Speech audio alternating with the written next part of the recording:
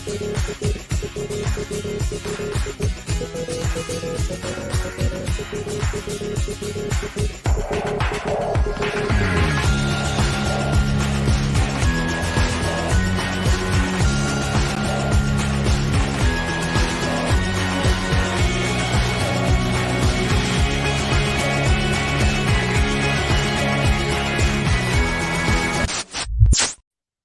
everybody. Happy hottest day in British history, and welcome to the news agenda with me, Fleet Street Fox. And today I'm joined by the Mirror's editor, Alison Phillips. Morning, Alison. Morning, Susie. How are you coping in the heat? So far, so good, but then I didn't have to get a slow train to Canary Wharf like you. So, yeah. Although it's very cool once you're in the office, there is something to be said for the air conditioning today. Yes, exactly. Now, this is the People's Pay-Per-View, so get into the comments, ask us your questions. We'll try to answer as many of them as we can. Those of you listening later on podcast, you're just going to have to perspire in our general direction instead. So what have we got for you today? Well, the Mirror has splashed on blowtorch Britain, with temperatures expected to hit 42 degrees centigrade today in parts of the country. The Met Office has issued its first ever red heat alert, and Number 10 has finally declared a national emergency. But look at all those people on Brighton Beach, Alison. It's just a bit of sunshine, isn't it? It's completely normal for this time of year. It's not that bad, surely. Well, I mean, the people on Brighton Beach, as we can see on the front page picture, are having a great time. But I mean, this is an extraordinary moment, really. This is the hottest this country has ever been. Which, if you think about it, it's just extraordinary, and it's going to happen for 2 days. And really, we're only beating a record that was set in 2019, so only 3 years ago from the last hottest day. So it shows the frequency with which we're getting these events now, and also that they're lasting for slightly longer periods. So although some people may enjoy the sunshine today, this is now going to become more frequent. And as the idea that the country's grinding to a bit of a halt in so many ways shows what a devastating impact these kind of heats are going to have on people. Yeah, it's gonna be interesting to see how today happens. Obviously, those pictures on Brighton Beach were yesterday because the Mirror's good, not that good. Yes. But you can't take pictures from the future. And it wasn't that well. It was lovely yesterday, but it wasn't anywhere near as hot as it's going to be today. No, so hopefully those beaches will be a bit more empty today. If we hit 42 degrees Celsius today, as Alison said, this could be the hottest temperature ever recorded in the British Isles since the time of the dinosaurs. In fact, since we started recording stuff, to be fair. So lots of people, though, have been talking about the 1976 heatwave and how we all survived that. Well, the top temperature then was 35.9, 7 degrees less almost, which is why it seemed excessive and quite deadly at the time in 1976, if anyone can remember that. Now, 42 degrees centigrade is hotter than your internal body temperature of 37, which is why going outside when it's 42 degrees will cook you. And it starts with the brain, which is perhaps why some of the climate change skeptics are having a problem. Morning, Carrie. And now so the highest temperature we've ever had recorded before, as Alison said, was 2019. That was 38.7. The previous record before that was 38.5, which was in 2003. So it does seem to be getting hotter, Alison, you're right. Now, are the experts saying, this is all just a natural cycle? Just things get hotter and colder, get over it? No, I mean, we've seen this across Europe over the last couple of weeks, that the temperatures, and we've seen those wildfires in France and Portugal and Spain. And there's definitely all the evidence by the credible scientists shows that this is happening more frequently and it's getting hotter. And this is a result of climate crisis. And whilst we can think the occasional day is lovely because it means we can all get the paddling pools out and have an ice cream, the concern is that if this happens more frequently, which it will do, and to hotter temperatures, yes, we've got the idea that it can kill people because, particularly elderly people who are more susceptible to the heat. It also means that we're going to have to look at the way that all our homes and buildings are built because we're just not used to that kind of heat. It means we're going to have to completely think about our transport. They're closing some of the railways because trains can't run on those because they will have an impact on their machinery. The roads, there's so many things that can be impacted. And then, of course, if we're having this here, we're going to have it kind of sort of around the equator. It's even worse. The migration that we've seen in the last 20, 30 years is nothing to what's coming in the next 20, 30 years unless we get a handle on this very quickly. Well, we're all going to have to move to Norway, aren't we? Yes. That's pretty much it. Good luck, Norway. Now, if you give us the comments, ask us your questions. Are you bothered about the heat? What have you done to make yourself less hot today? Have you opened all your windows overnight and closed them during the day? Are you following any of the techniques and hacks that are online? Or are you not bothered? Do you think this is all a bunch of snowflakes getting upset about nothing? Dawn says it's disgusting that some schools close and some don't. It should be the same rule all over, not that some kids suffer and some don't. So yesterday, Dominic Raab came out, Alison, and said the schools should stay open because children need their education. My 6-year-olds had to go to school today. The only, where can I put it? The only concession to the heat is that the headmaster said they can go in their PE kits, which is actually hotter than her school dress. So she's in her school dress. But it's a Victorian school that's not built for coping with heat. It's got terrible windows. It's got terrible ventilation. You have problems during COVID as a result of all that. And there's no shade. You know, they can't go running about. They're children. It seems a bit odd that they're not going to be learning in the normal fashion anyway, are they? Yeah, I think it's difficult for the schools, though, in that, you know, if this is going to become more of a frequent event, you know, are we just going to sort of say to schools that they have to close every time it gets above a certain temperature? Also, I think there's an awful lot of people that don't have childcare or cannot afford childcare. And I think, and we also know after coming out of COVID, how much damage not going to school did to so many kids. That I kind of think the one learning from COVID is that we should try and keep children in schools at all. You know, my daughter's gone in her PE kit. My son had to go in his school uniform. He was allowed not to wear his blazer, but which he was absolutely furious about.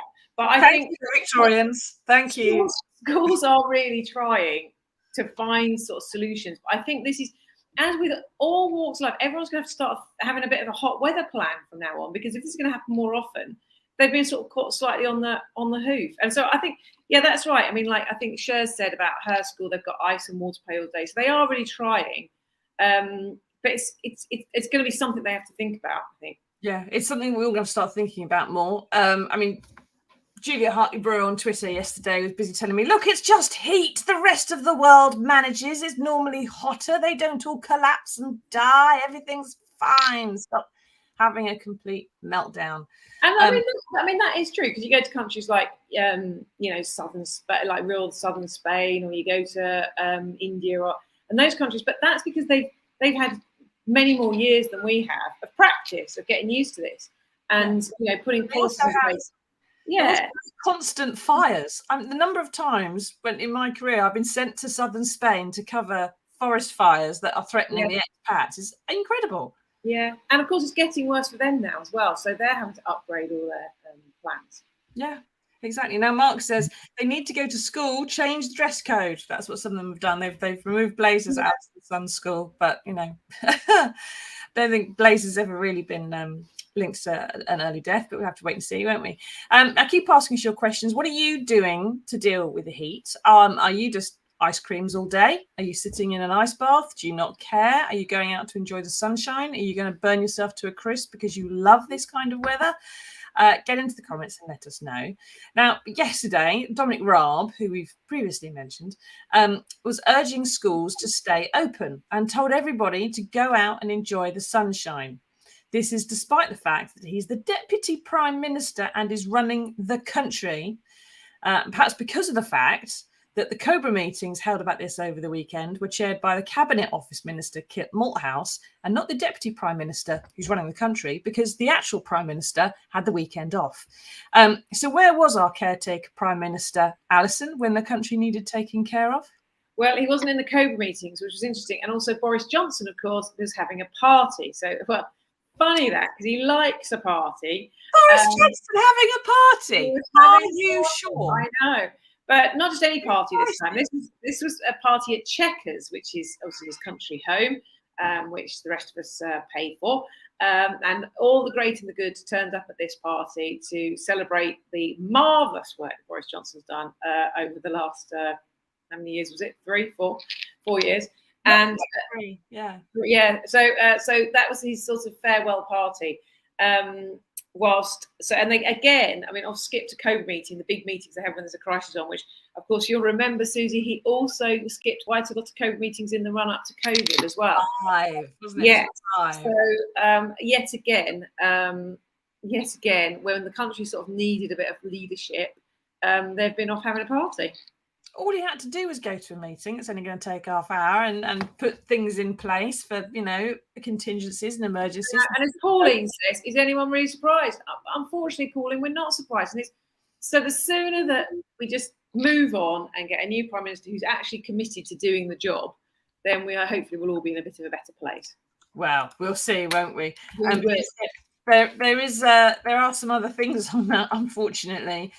So speaking of climate change, last night the 5 Tory leadership hopefuls had another TV debate. Now, if you were anything like me, you will have switched on and seen 5 very unpleasant minutes of backstabbing, lies, and viciousness, and then thought, "Sod this," and turned over to watch Netflix and watch Persuasion instead. But Alison, it's worth noting that none of these candidates think extreme weather conditions are bad enough that it's worth mentioning in their leadership pitch. Perhaps that's because there's a poll out overnight that shows 4% of the Tory Tory membership actually think that climate change is anywhere on their list of priorities. Most people that they are pitching their vote to right now, the Tory members, don't care about this at all. So all their tax cuts and stuff they've been promising, a lot of them have said they're going to ditch the green levies, or they're going to try and hit net zero but do it slower or something like that. And instead we've got contenders that really aren't talking about what's happening right out there. I mean, how is that going to work out for them, do we think? Whoever gets to be Prime Minister, they're going to have to address this. That isn't a sustainable position. You would like to hope they've got to address it, because to be honest, if today and tomorrow don't teach us anything, it's got to teach us this isn't some far off thing that we don't have to worry about. This is in the here and now. And do you know what? I was giving my little boy a lift back from his football match, which probably shouldn't have been playing in the heat yesterday anyway. But and he said to me last night, he said to me in the car, he said, "Do you think I'm going to live all of my life?" And which is obviously a bit of an odd question anyway, because you're only going to live all your life anyway. Thank you, children, for these questions. But I said, yeah, no, it's fine. I said, the world's not going to burn up sort of any time during your lifetime. But I said, in your children's children, it's going to start getting quite hairy. And he said, "But what's this thing about the 50? We've only got 56 years or something," which I think he was only half listening in geography. And of course, that's the amount of time we've got to actually do everything that we need to do if we can reverse the effects of climate crisis. If we don't act like within, decades, the next couple of decades, then to be honest, it's out of control. To run away train, and it's all going to end in absolutely days like this for our grandchildren, our great grandchildren, day in, day out. Food shortages, water shortages, mass migration, civil unrest. I mean, it sounds a bit apocalyptic and depressing to say sort of, but that is, anybody who actually understands this stuff, read it. It's all out there. It's fascinating to read. And the idea that we're looking at a next Prime Minister on a day like today, and it's not even a thing that they're mentioning. We've got Kemi Badenoch that says we shouldn't even go for the net zero. We should rein back on that. We've got Penny Mordaunt. There was a great story in our sister title, The Sunday People, at the weekend, saying that she's been taking donations from climate skeptics, people who don't really believe it's a thing. So, I mean, that proves that it's real recklessness. We think we've seen recklessness under Boris Johnson. That's nothing unless we don't get a Prime Minister who really starts taking this seriously. And Alok Sharma, the Tory who ran the whole COP thing last year, you remember, he's threatened to resign if one of these lot don't take whoever gets the job doesn't take it seriously. And it's worth remembering as well, I don't know how many Tory members we've got on this in our audience today, but in case just there's one out there, all the tax cuts that have been promised by the Tory leadership contenders are more expensive than the public sector wage increases they say are too expensive to pay and would cause inflation. Go figure. It's all just la land at the moment. Yes, well, Tory leadership campaign. There you go. Summed it up for you. Now, we do have some good news in the world. So Mike, actually, just before we go on, Mike just said that last night's Tory leadership debate was the best advert Labour could ever have. Very quickly, Alison, do you think Keir Starmer's happy about all this, or is he worried about who he might face? I think he's probably quite delighted, because I think even perhaps Penny Mordaunt, which I feel could have been the hardest one for him to beat, in that her policies might be all over the shop, but I think she kind of looks and acts like a human being, which is a big step in the right direction. I don't think she's going to get it because I think she's come across as quite lightweight in the debates. So I think it's pretty looking like a win-win, I'd say, for Starmer, if we see lots of, exciting new policies from him shortly and we know which direction he's going in. Yeah, he has been laying out some policies today, isn't he, for dealing with extreme heat and stuff like that, and government committees, cabinet committees and so on. But announcing a committee is probably not going to, make too many front page headlines, Keir, just a tip. Anyway, we do need to move on. So there's some good news in the world out of all this, and here it is.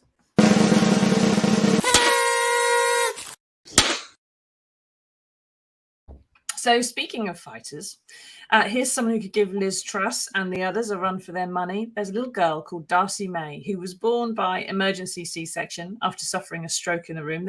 Stroke in the womb. There she is, absolutely beautiful in her ballerina outfit. Now, her arms and fingers were black from blood clots when she was born, and surgeons had to operate to remove her right arm from the elbow down and 3 fingers on her left hand. She's had 13 operations so far and is due another. She's only 2. But Darcy May's got big dreams and she wants to be a ballerina. So her family are raising money for a prosthetic that she can be fitted with when she's older, so she can grip the bar or a partner and make her dreams come true. We've got some links to her pages in our comments, so please click on them and bung her a fiver if you can. But Alison, is this proof, I suppose, that, no matter how bad things get, it is Darcy May shows us she can bounce back. Absolutely, and I think the resilience of a 2-year-old child and her family, of course, who've obviously been giving her all the support that she needs, shows her mother, I can't imagine. Amazing that human beings can do so many things and they're so amazing. And I think when they're surrounded by love and hope, that anything is possible. And I think all these stories they just fill your heart, don't they? And you just think, well, if we should all be there, we should all be a bit more Darcy, shouldn't we? Yes, that would be nice, wouldn't it? If only Darcy could just come out and choose the next Prime Minister for us. I'm sure it's a slightly better crack at it than some of the Tory membership are doing. But so, like I said, there's some links to Darcy's Instagram and her some fundraising pages for different bits of equipment that she needs in the comments. So please go and have a little click on them. Just give her a follow and see if you can bung her a fiver, because it does seem that she's probably worth it. And it's, let's face it, it's probably more sense than joining the Conservative Party at the moment. So use your subs on that instead. Thank you for joining us, Alison. Thank you, everyone, for taking part. We're going to have to dash now because we've all got to go out and do whatever we can in the next half hour before the frying pan heats up too much. And we'll see you all again on Wednesday for another edition of the News Agenda, when hopefully things will have cooled down a bit and hopefully we'll all have survived. Stay indoors, stay shady, stay hydrated. See you then, everybody. Bye-bye. Bye.